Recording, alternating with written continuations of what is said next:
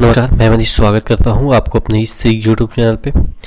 दोस्तों, आपके सामने पॉलिटिकल साइंस के थोड़ा सा कंसेप्चुअल जो फैक्ट होते हैं उसको रखने की कोशिश कर रहा हूं। पेशेंस रखिएगा, ये सब चीज़ें आपको कंसेप्ट क्लियर करेगा। क्वेश्चन नहीं है, आप इसको कंसेप्ट के तौर पे पढ़िएगा, ठीक है। पहला क्वेश्चन है, राज्यपाल की शक्ति के संदर्भ में क्या सही है। 4 ऑप्शन दिए हैं, उसमें से आपको छांटना है कि जो राज्यपाल की शक्ति है उसमें जो ऑप्शन है उसमें से क्या सही है उसके शक्ति के संदर्भ में। तो अगर पहला ऑप्शन की बात करें, उसके पास शक्ति है कि वह संसद के किसी विधेयक को सूचीबद्ध क्षेत्र में लागू न करे या कुछ संशोधन करके लागू करे। यानी कि अगर संसद के द्वारा कोई कानून पारित किया गया है और राज्यों को लागू करना है तो ये पर्टिकुलर राज्य के राज्यपाल के पास ऐसी शक्ति है कि उसको लागू वो करे या ना करे, ठीक है। अगर करे तो वो सूचीबद्ध तरीके से कि फलाना जो डिस्ट्रिक्ट है वहाँ पे नहीं करना है, फलाना जो डिस्ट्रिक्ट है वहाँ पे करना है, इस तरह से उसके पास शक्ति है, ठीक है। या उसमें कुछ संशोधन करके, यानी कि अगर कोई पर्टिकुलर राज्य के पर्टिकुलर डिस्ट्रिक्ट में कुछ ऐसी वहाँ पे रीति रिवाज है जो कि उस लॉ को सूट नहीं करती है तो उसमें थोड़ा सा संशोधन करके उसको लागू करेगा। तो यानी कि ये शक्ति है राज्यपाल के पास कि संसद द्वारा पारित कानून को वो अल्टर कर सके या उसको लागू ही नहीं कर सके या लागू कर सके, यानी कि तीनों उसके पास शक्ति है। तो यानी कि ये ऑप्शन आपके सही हो जाएंगे, ठीक है। अगला देख लेते हैं, बदी बिल को छोड़कर दूसरे बिल को वह सहमति या रोक या पुनः लौटा सकता है, ठीक है। यानी कि जो बदी बिल है उसको छोड़ के, जो फाइनेंस बिल होता है उसको छोड़ के वो कोई भी बिल जो राज्य विधानमंडल के द्वारा पारित किया गया है उसको या तो वो सहमति दे सकता है या रोक सकता है या उसे पुनः लौटा सकता है, जैसा कि राष्ट्रपति सेंटर में करता है वैसा ही ये कर सकता है, ठीक है। हालांकि जब दोबारा पारित करके भेज दिया जाएगा तो ऑब्वियस है तब तो सहमति देना पड़ेगा, ठीक है। तो ये भी आपका ऑप्शन सही है। तीसरा ऑप्शन की बात करें, आर्टिकल 176 के अनुसार लेजिस्लेटिव असेंबली को समन, स्थगन या भंग कर सकता है। समन मतलब बुलाना, ठीक है, या स्थगन मतलब कि कुछ देर के लिए मतलब कि अवकाश दे देना। जो बैठते हैं लोग उसको अवकाश दे देते होते हैं ना, कि मानसून सेशन होगा उसके बाद स्थगन हो जाता है, यानी कि अब कुछ दिन के बाद बैठेगा सदन, तो उसको कहते हैं स्थगन। या भंग, भंग मतलब कि अब दोबारा इलेक्शन होगा, भंग मतलब कि टर्मिनेट कर देना। तो ये तीनों शक्ति है आर्टिकल 176 के अनुसार। याद कैसे करेंगे, देखिए, एक साथ सभी सीट छोड़ो, ठीक है। ये राज्यपाल बोल रहे हैं, भंग जब करेंगे तो क्या कहेंगे, जितने भी लोग बैठे हैं उनको बोलेंगे कि एक साथ सभी लोग अपना सीट छोड़ के जाओ, अब इलेक्शन करवाएंगे, ठीक है। इस तरह से याद रखेंगे 176 को कि एक साथ छोड़ो, ठीक है, 6 को छोड़ो, इस तरह एक साथ छोड़ो अपने सीट को, ठीक है। तो यानी कि भंग कर रहे हैं, स्थगन भी कर सकते हैं और समन भी जारी कर सकते हैं, ठीक है। तो यानी कि तीसरा ऑप्शन भी आपका सही है। मृत्यु दंड पे रोक लगा सकते हैं। देखिए, मृत्यु दंड को माफ नहीं कर सकते हैं, ठीक है, लेकिन रोक लगा सकते हैं। ये राज्यपाल की शक्ति है। और राष्ट्रपति की शक्ति आपको ऑब्वियस है, पता है कि वो माफ तक कर सकते हैं मृत्यु दंड को। तो यानी कि आपका ये जो चारों ऑप्शन है वो राज्यपाल के शक्ति के संदर्भ में सही है। अगला क्वेश्चन देख लेते हैं, जब राज्यसभा उपस्थित, जितने भी राज्यसभा में उपस्थित मेंबर है उसके अगर 2/3 जो बहुमत है उससे राज्य विषय पे कानून बनाने का प्रस्ताव को पारित करती है, तो देखिए, जब राज्यसभा में बैठे जितने भी सदस्य हैं वो 2/3 से कोई भी राज्य जो सूची है या राज्य विषय है उस पर कानून बनाने के प्रस्तावित जो प्रस्ताव है उसको पारित करते हैं, तो क्या होता है, संसद कानून बना सकती है राज्य विषय पे। हाँ, ये सही है। जब ये पारित कर देगी राज्यसभा तो ये कानून बना सकते हैं संसद, ठीक है। यह कानून 1 साल तक ही वैलिड होता है। जब ये कानून बनता है तो 1 साल के लिए ये वैलिड होता है, उसके बाद स्वतः ये खत्म हो जाता है, ठीक है। इसे सिर्फ 1 वर्ष के और बढ़ाया जा सकता है, यानी कि 1 वर्ष के लिए तो लागू किया गया और दोबारा इसको सिर्फ 1 वर्ष के लिए और बढ़ाया जा सकता है, यानी कि सिर्फ 2 वर्ष के लिए ये कानून बन सकता है। तो ये वाला ऑप्शन आपके गलत है। देखिए, ये असंख्य बार बढ़ाया जा सकता है, जैसे 1 वर्ष के लिए बना, फिर अगला साल भी इसको बढ़ा दिया गया, ठीक है, फिर अगला साल इसको बढ़ा दिया गया, यानी कि असंख्य बार 1-1 वर्ष के लिए बढ़ाया जा सकता है, ठीक है।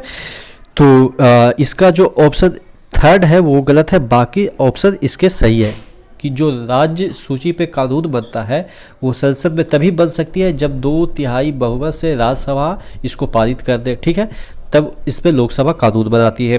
कानून 1 साल तक वैलिड रहती है, लेकिन ये 1 साल बार बार बढ़ाया जा सकता है, ठीक है। तो ये 3 ऑप्शन इसके सही है, 1, 2, 4, ठीक है। देखिए, राष्ट्रपति शासन के उपरांत भी जो संसद द्वारा राज्य सूची पे बनाया गया कानून प्रभावी रहता है, ठीक है, राष्ट्रपति शासन के बाद भी। परंतु ऐसे कानून जो राज्य विधानमंडल द्वारा निरस्त या परिवर्तित या पुनः लागू किया जा सकता है, यानी कि ये जो कानून राष्ट्रपति शासन के समय बनाया गया राज्य सूची पे, वो क्या होगा कि जब आपातकाल खत्म होगा या राष्ट्रपति खत्म होगा तब भी वो कानून बना रहेगा। लेकिन अगर राज्य विधानमंडल है, उस कानून को निरस्त कर दिया, कहा कि नहीं, ये जो आपातकाल के समय जो बनाया गया हमारे सूची पे जो कानून वो खराब है या हमारे जो राज्य है उसको एक्सेप्ट नहीं करता है, तब वो कानून खत्म हो जाएगा। जब तक राज्य विधानमंडल ये ना कह दे कि हाँ इसको ख़त्म करना है या इसको संशोधन करके पूरा हम लागू करेंगे, तो मतलब कि राज्य जो विधानमंडल है उसके पास पूर्ण शक्ति होती है कि उसको निरस्त कर दे या उसको लागू रहने दे, ठीक है। तो ये चीज़ें आपको समझ में आनी चाहिए। जो राज्य सूची पे जो कानून बनती है उसके संदर्भ में राज्य विधानमंडल का क्या शक्ति होती है, राष्ट्रीय आपातकाल के समय या राष्ट्रपति शासन के समय जो राज्य सूची पे कानून बनती है उस पे विधानमंडल, जो राज्य का विधानमंडल है, वो किस तरह से रिएक्ट कर सकती है अगर वो राष्ट्रपति शासन खत्म होती है तब, ठीक है। अगला क्वेश्चन देख लेते हैं, राज्य विधानमंडल के संदर्भ में क्या सही है। राज्य विधानमंडल का मतलब क्या होता है? राज्य विधानमंडल का मतलब होता है विधानसभा और विधान परिषद, दोनों को हम कंबाइन रूप से क्या बोलते हैं? राज्य विधानमंडल। तो उसके संदर्भ में क्या सही है वो देख लेते हैं। 4 ऑप्शन दिए हैं, सॉरी 3 ही ऑप्शन दिए हैं, तीनों सही है। कौन कौन से ऑप्शन है वो देखने की कोशिश करते हैं। राज्यपाल कुछ प्रकार के विधेयक को राष्ट्रपति की संतुति के लिए सुरक्षित रख सकता है। राष्ट्रपति उन पे विशेष वीटो शक्ति प्राप्त है, ठीक है। जैसे कोई भी कानून बना, विधानमंडल में कोई भी कानून बना तो उस कानून को राष्ट्रपति की संतुति के लिए राज्यपाल क्या कर सकता है? सुरक्षित रख सकता है, ठीक है। राष्ट्रपति सुरक्षित रख सकता है और उसके बाद क्या करा कि राष्ट्रपति उन पे विशेष वीटो रख सकता है, यानी कि हाँ ठीक है, उस पे क्या है कि उसको क्या है कि वो अपने राष्ट्रपति अपने विशेष वीटो के लिए सुरक्षित रख सकता है, यानी कि उस पे सहमति दे या ना दे, यानी कि वो पॉकेट में अपना वो विधेयक रख सकता है। दूसरा अगर ऑप्शन की बात करें, राज्य सूची से संबंधित कुछ मामले पे विधेयक सिर्फ राष्ट्रपति के पूर्व सहमति पे ही लाया जा सकता है, जैसे व्यापार और वाणिज्य की स्वतंत्रता।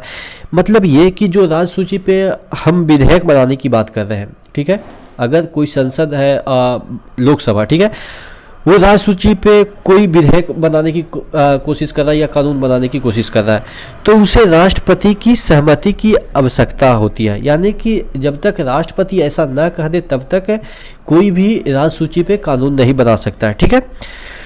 अगला देख लेते हैं, राष्ट्रपति राज्य विधानमंडल द्वारा पारित धन या वित्त विधेयक को वित्तीय आपातकाल के दौरान सुरक्षित रखने का निर्देश दे सकता है, यानी कि जो राज्य का जो विधानमंडल है वो अगर कोई धन विधेयक या वित्त विधेयक पारित करता है तो वित्तीय आपातकाल के दौरान राष्ट्रपति उसे सुरक्षित रखने का निर्देश दे सकता है राज्यपाल को कि वो अपने पास सुरक्षित रखो। ऐसा नहीं होता है कि वित्त विधेयक को अपने पास सुरक्षित रखेगा राज्यपाल, लेकिन राष्ट्रीय आपातकाल के दौरान सुरक्षित रख सकता है।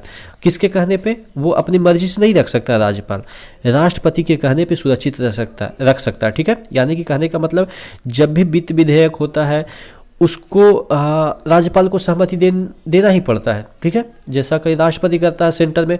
लेकिन जब आपातकाल होता है, वित्तीय आपातकाल होता है, तो उस समय ये कह सकता है राष्ट्रपति कि जो राज्य विधानमंडल द्वारा पारित कानून है या राज्य विधानमंडल द्वारा पारित वित्त विधेयक है, उसको आप सुरक्षित रखें। राज्यपाल को ऐसा निर्देश दे सकता है, ठीक है। देखिए, एक प्रश्न बनता है, भारतीय वन सेवा की शुरुआत कब हुई? तो भारतीय वन सेवा की जो शुरुआत हुई थी 1966 में हुई थी।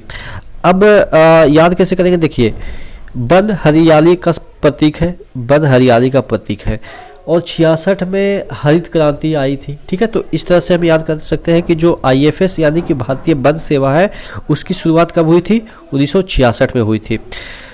अनुच्छेद 355 के उपबंध है। देखिए, अनुच्छेद 355 में दो तरह के उपबंध है। एक क्या है? वह बाह्य आक्रमण और आंतरिक अशांति से प्रत्येक राज्य की सुरक्षा करता है, ठीक है, यानी कि कोई आक्रमण कर रहा है तब उस राज्य की सुरक्षा करेगा सेंटर, या आंतरिक अशांति हो गई तब भी सुरक्षा करेगा, वहाँ पे मिलिट्री वगैरह फोर्स डालेगा, ठीक है।